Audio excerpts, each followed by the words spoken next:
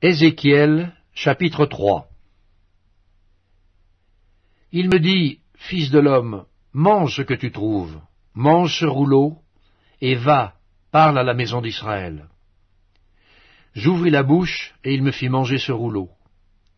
Il me dit, Fils de l'homme, nourris ton ventre, et remplis tes entrailles de ce rouleau que je te donne. Je le mangeai, et il fut dans ma bouche doux comme du miel.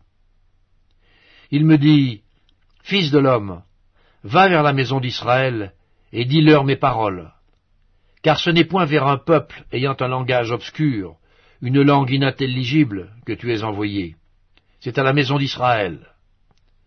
Ce n'est point vers de nombreux peuples ayant un langage obscur, une langue inintelligible, dont tu ne comprends pas les discours.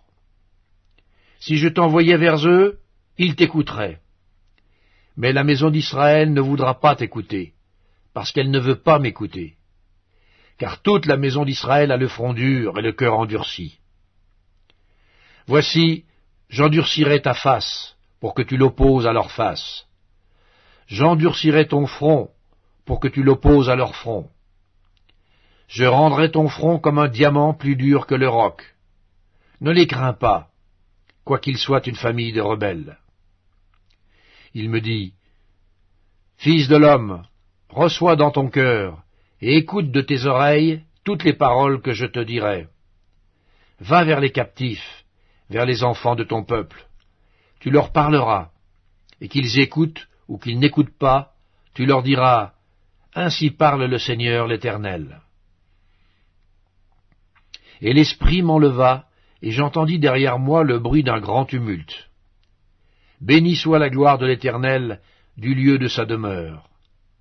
J'entendis le bruit des ailes des animaux frappant l'une contre l'autre, le bruit des roues auprès d'eux, et le bruit d'un grand tumulte.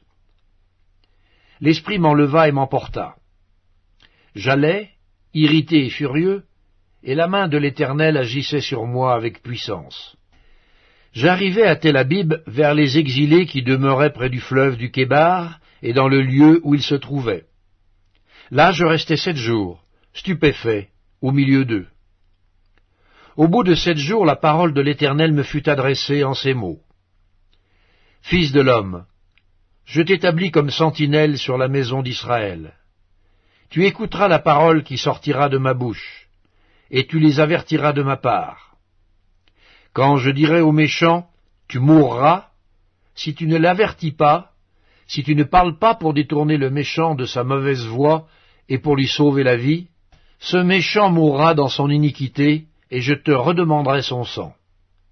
Mais si tu avertis le méchant, et qu'il ne se détourne pas de sa méchanceté et de sa mauvaise voie, il mourra dans son iniquité, et toi tu sauveras ton âme. Si un juste se détourne de sa justice et fait ce qui est mal, je mettrai un piège devant lui, et il mourra. Parce que tu ne l'as pas averti, il mourra dans son péché, et on ne parlera plus de la justice qu'il a pratiquée, et je te redemanderai son sang. Mais si tu avertis le juste de ne pas pécher, et qu'il ne pêche pas, il vivra, parce qu'il s'est laissé avertir, et toi, tu sauveras ton âme. Là encore, la main de l'Éternel fut sur moi, et il me dit, Lève-toi, va dans la vallée, et là je te parlerai. Je me levai et j'allai dans la vallée. Et voici, la gloire de l'Éternel y apparut, telle que je l'avais vue près du fleuve du Kébar. Alors je tombai sur ma face.